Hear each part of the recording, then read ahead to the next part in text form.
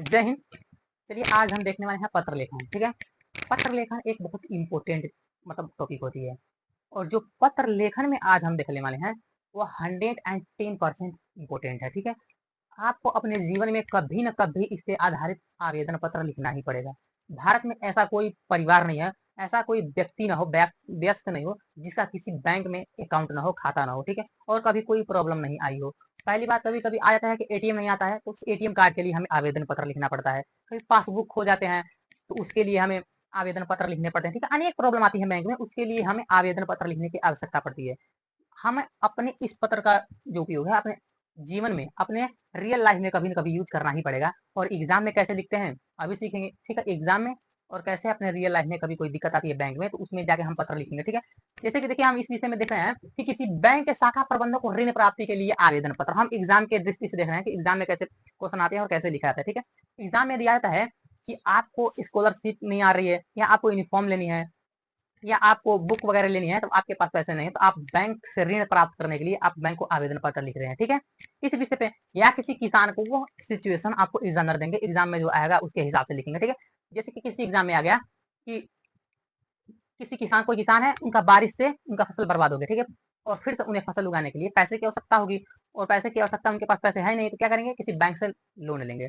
तो लोन लेने के लिए दे देंगे कि इसी पे आप लिखिए आवेदन पत्र। ठीक है, तो चलिए देखते हैं हम ऋण प्राप्ति के लिए कैसे लिखते हैं आवेदन पत्र। शेड्यूल चीजें होनी चाहिए, बाकी आपकी जो प्रॉब्लम है वो आपके हिसाब से लिखी जाएंगे। ठीक है, तो ये कैसे लिखा जाता है, पहले डालेंगे हम जो भी क्वेश्चन नंबर 7 से जो भी आएगा, पहले ऊपर डालेंगे क्वेश्चन नंबर फलाना ठिकाना जो भी हो, उसके बाद लिखेंगे विषय। विषय किसी बैंक के शाखा प्रबंधक को ऋण प्राप्ति के लिए आवेदन पत्र। हम देख रहे हैं किसी बैंक में ऋण प्राप्ति के लिए आवेदन पत्र।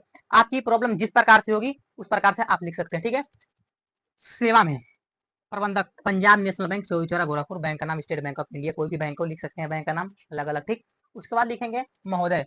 महोदय करके उसके बाद लिखेंगे यहाँ आपकी जो भी प्रॉब्लम है, दिक्कत है, जिस विषय पर आप लिखना चाहते हो, मेन शेड्यूल चीजें यहाँ पे है कि आप यहाँ पर क्या लिख रहे हो, आपकी क्या परेशानी है, क्या दिक्कत है। ठीक है, बाकी जो आपका जिस विषय पे लिख रहे हो यहाँ पे लिख देना है। आपको पासबुक के लिए चाहिए तो आप यहाँ पे लिख दो, किसी शाखा प्रबंधक को पासबुक चेंज कराने के लिए आवेदन पत्र। ठीक है, उसके बाद आपकी जो प्रॉब्लम है यहाँ लिख दो।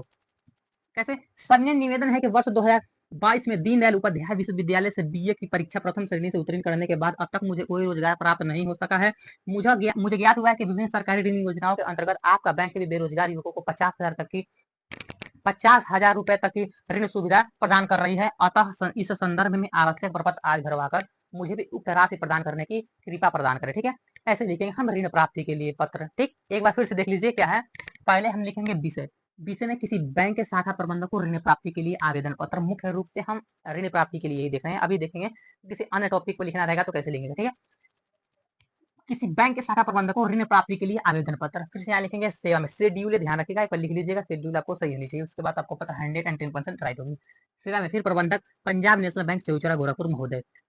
सविनय निवेदन है कि वर्ष 2022 में दीनदयाल उपाध्याय विश्वविद्यालय से बीए की परीक्षा प्रथम श्रेणी से उत्तीर्ण करने के बाद अब तक मुझे कोई रोजगार प्राप्त नहीं हो सका है। मुझे ज्ञात हुआ है कि विभिन्न सरकारी ऋण योजनाओं के अंतर्गत आपका बैंक भी बेरोजगार युवकों को 50,000 रुपए तक की ऋण सुविधा प्रदान कर रहा है। अतः इस संदर्भ में आवश्यक प्रपत्र आदि भरवाकर मुझे भी उक्त राशि का ऋण प्रदान करने की कृपा प्रदान करें। ठीक है, ठीक, उसके बाद यहाँ डालते हैं दिनांक। दिनांक का फॉर्मेट देख लीजिए एक बार। दिनांक का फॉर्मेट बिल्कुल ऐसे ही होना चाहिए। कितने लोग लिख देते हैं कि 1 तारीख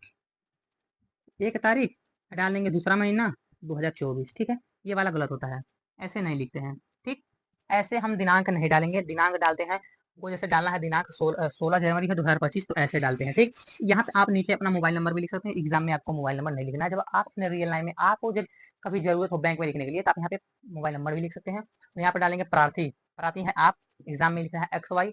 यदि आप अपने लिए लिख रहे हैं किसी बैंक में जमा करने के लिए, अपना नाम लिख दीजिए, आप नीचे एड्रेस भी लिख सकते हैं। ठीक, चलिए अब आपको समझ आ ही गया होगा कि हम कैसे ऋण प्राप्ति के लिए आवेदन पत्र लिखते हैं। ऋण प्राप्ति के लिए मुख्य रूप से किसी भी प्रकार से आपको ऋण प्राप्ति का हो, जैसे किसी भी विषय पर देते हैं, लेटर यही रहेगा। ठीक है, आवेदन पत्र यही रहेगा। जैसे कि आपको एक सिचुएशन दे दिया कि आपको यूनिफॉर्म की आवश्यकता है, उसके लिए आपको ऋण प्राप्त करना है, लोन प्राप्त करना है। ठीक है, आपको घर बनवाने की आवश्यकता है, घर बनवाने के लिए आपको पैसे चाहिए, लोन चाहिए, तो आप प्रॉब्लम लिख दीजिए, मुझे घर बनवाना है, मेरा घर नहीं है, और इसलिए मैं चाहता हूँ कि आपके बैंक से जो भी मुझे लोन हो वो प्राप्त हो। या आपको बिजनेस करना है, कोई बिजनेस करना हो, किसी किसान की खेती बर्बाद हो, फिर से खेती करने के लिए उन्हें लोन की पैसे की आवश्यकता है, तो वो लोन लेंगे बैंक से। ठीक है, इस प्रकार से सिचुएशन अलग अलग होती है, पत्र ऐसे ही लिख सकते हैं, बस चीजें थोड़ी सी चेंज हो जाएंगी, आराम से पत्र लिखा जा सकता है। ठीक है, जय हिंद।